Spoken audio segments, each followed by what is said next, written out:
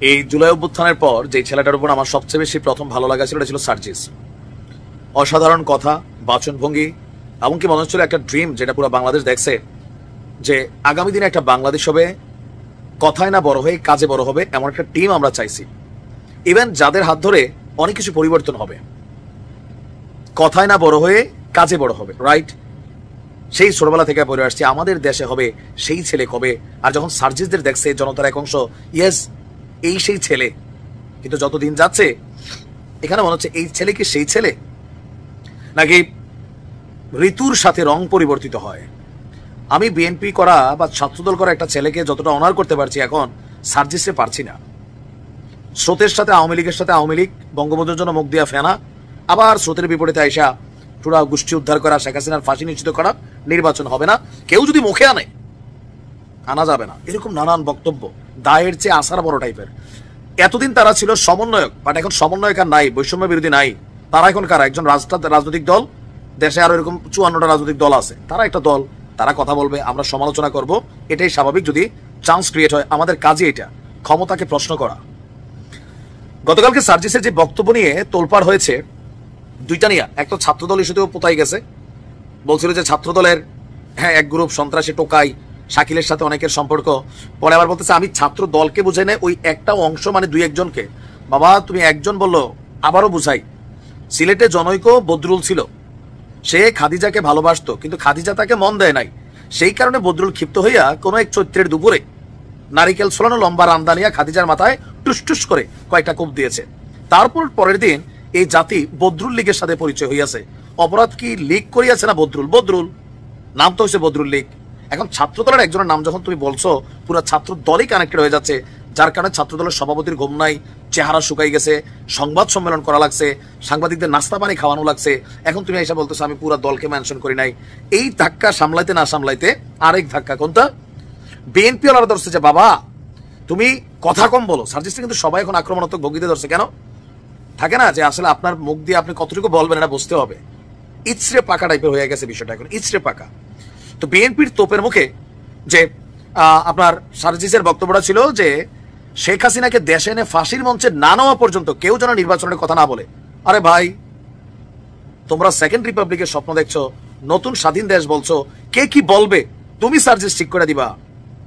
তাহলে তো তুমি ওই যে পুরোনো ছাত্রলীগ করছো তোমার ভিতরে রয়ে গেছে, বাড়িছে না তো। এটাই তো ফেসিজমের আওয়াজ। আমি কি বলবো সেটা আমি জানি, আমার বাক স্বাধীনতা আছে। আমি কোনো ভুল বললে সেটা আইন দেখবে, ডিজিটাল নিরাপত্তা আইন না।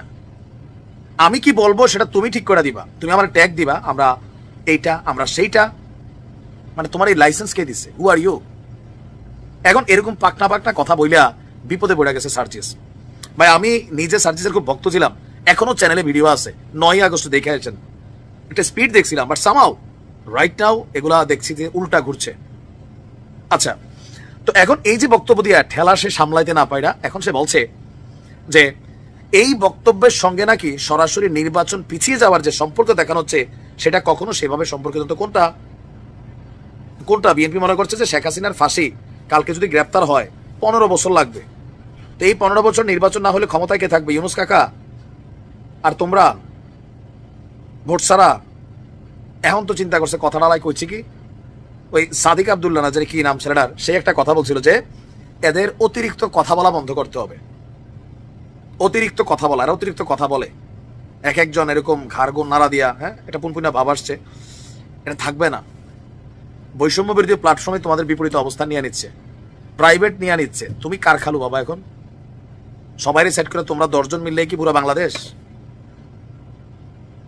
এখন তার বক্তব্য যে সবচেয়ে গুরুত্বপূর্ণ বিষয় হচ্ছে, আচ্ছা লাস্ট কথা হচ্ছে এটা খুঁজে বেড়াচ্ছে আমরা রায়ের বাজার আমাদের জায়গা থেকে।